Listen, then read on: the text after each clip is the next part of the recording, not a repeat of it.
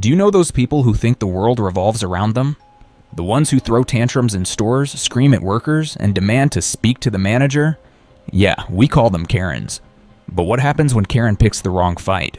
Not with a store clerk, not with a neighbor, but with the kind of people who don't file complaints. They eliminate problems. Well, today we're diving into 6 times Karen messed with the wrong cartel and paid the price. These aren't just "I want to speak to the manager" moments. These are real-life stories of people whose entitlement made them cross paths with some of the most dangerous organizations on Earth. Well, in the end, every Karen learned something new. Let's get into it. 1. Maria Santos Gorostida Salazar. Drug cartels in Mexico attempted to assassinate her 2 times prior to this latest attack, and she was bombarded by cars filled with members of drug cartels. Maria Santos Gorostida Salazar was born in 1976 in Tiquicheo, Michoacan, Mexico. Before entering politics, she pursued a medical degree and worked as a physician, demonstrating a commitment to public service early in her career. In 2008, she was elected as the mayor of Tiquicheo, a position she held until 2011. Her tenure coincided with a period of escalating cartel violence in the region, making her role particularly challenging. During her time in office, Gorostida survived multiple assassination attempts. The first attack occurred in October 2009, when gunmen ambushed her vehicle, resulting in the death of her first husband, Jose Sanchez Chavez. Despite sustaining severe injuries, including gunshot wounds, she remained resolute in her stance against the cartels. Her refusal made her a symbol of resistance, but it also painted a target on her back. In January 2011, she survived a second assassination attempt, which left her with injuries requiring extensive medical treatment. Unshakable, she continued her work, often appearing in public with visible scars, symbolizing her unwavering commitment to her community. Tragically, on November 12, 2012, Gorostida was kidnapped while driving her daughter to school. Witnesses reported that she pleaded for her child's life before being forcibly taken. Days later, her body was discovered, bearing signs of torture, a dark reminder to the dangers faced by those who challenge cartel power. 2. Miroslava Breach Veldusea. Miroslava Breach is correspondent in the state's capital city, was shot 8 times outside her garage in the morning and died while being taken to the hospital. Miroslava Breach Veldusea was born on August 7, 1962, in Chinipas, Chihuahua, Mexico. She pursued political science at the Autonomous University of Baja California Sur, laying the foundation for a career in journalism that spanned 3 decades. Breach was renowned for her fearless reporting on political corruption, human rights abuses, and the infiltration of drug cartels into local governments. She worked for prominent outlets like La Jornada and Norte de Ciudad Juarez, where her investigative work shed light on the link between organized crime and politics in Chihuahua. In March 2016, Breach published a report detailing how criminal groups were influencing candidate selections in rural municipalities. Her investigative work made her a target. On March 23, 2017, she was assassinated outside her home in Chihuahua City while preparing to drive her son to school. The assailants left a note stating, "For being a loudmouth," underscoring the risks journalists face when exposing the dark side of cartel operations. The investigation into her murder revealed that members of the Los Salazares faction of the Sinaloa cartel were involved, highlighting the risks faced by those who challenge cartel influence. Breach's death sparked national and international outrage, leading to protests and demands for justice for journalists in Mexico. 3. Regina Martinez Perez. Years after a Mexican journalist was killed, a group of international reporters have picked up her unfinished investigation into links between drug cartels and local officials. Regina Martinez Perez was an investigative journalist for the magazine Proceso, renowned for her in-depth coverage of political corruption and drug trafficking in Veracruz. Her fearless reporting shed light on the partnership between government officials and criminal organizations. Despite threats, she continued her work fearlessly. On April 28, 2012, she was found murdered in her home in Xalapa, Veracruz. Her death underscored the extreme risks faced by journalists in Mexico, particularly those who dare to expose the complex ties between cartels and the state. 4. The tragic end of Marisol Macias Castaneda. Her body was found near the Christopher Columbus Monument, a landmark in Nuevo Laredo, decapitated, her head placed on top of the stone structure like a trophy.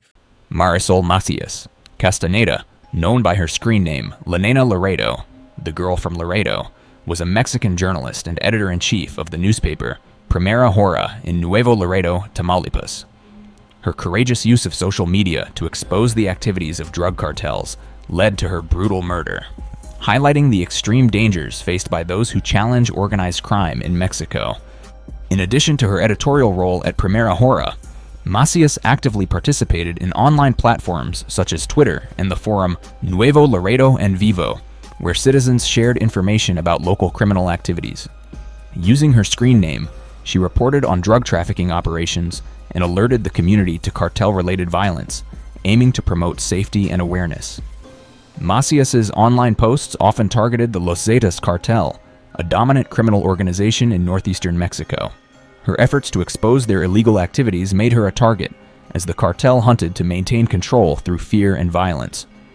On September 24, 2011, Macias was abducted by cartel members. Her headless body was discovered near a well-known monument in Nuevo Laredo, accompanied by a keyboard, cables, and a handwritten note. The message warned others against using social media to report on cartel activities, directly referencing her online nickname and her trust in law enforcement. Macias' murder sent shockwaves through the journalistic community and underscored the risks of reporting on organized crime in Mexico. Her death highlighted the growing risks associated with citizen journalism and the use of social media to confront criminal organizations. Despite the dangers, her bravery continues to inspire efforts to promote freedom of expression and the pursuit of truth in the face of hardship. 5.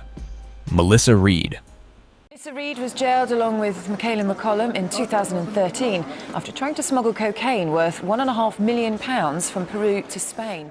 Melissa Reed, a Scottish national, gained international infamy in 2013 as one half of the Peru 2, when she and Michaela McCollum were arrested at Lima's Jorge Chavez International Airport, attempting to smuggle 11 kilograms of cocaine concealed in food packages. At the time, Reed was 20 years old and had been working in Ibiza, Spain, where she became involved in the drug trade. The pair claimed they were forced into transporting the drugs under threats, a defense that collected significant media attention. However, they eventually pleaded guilty to drug trafficking charges and were sentenced to 6 years and 8 months in a Peruvian prison. The conditions were harsh, and Reed's custody served as a deep turning point in her life.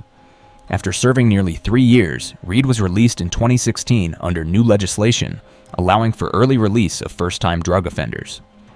Upon her return to Scotland, she tried to rebuild her life and redirect her experiences towards positive change.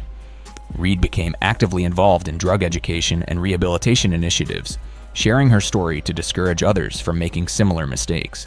Her transformation from convicted drug mule to advocate has been marked by her work with various organizations focused on substance abuse, prevention, and support. Reed's journey underscores the potential for personal pardon and the impactful role of lived experiences in educating and guiding others away from the dangers of drug-related crimes. 6. Bonnie S. Clapper. Not a war. It's not a war. But if you do think of it as a war, it's been fought to a standstill. Fundamentales que son necesarios para detener el tráfico de drogas. To really stop the drug trafficking. Bonnie S. Clapper is a former assistant U.S. attorney who played a crucial role in combating international drug trafficking during her tenure in the Eastern District of New York. With a legal career spanning over 2 decades, Clapper focused extensively on prosecuting high-profile narcotics cases, particularly those involving Colombian drug cartels. One of her most notable achievements was her involvement in the takedown of the Norte del Valle cartel, a powerful Colombian drug trafficking organization responsible for smuggling vast quantities of cocaine into the United States.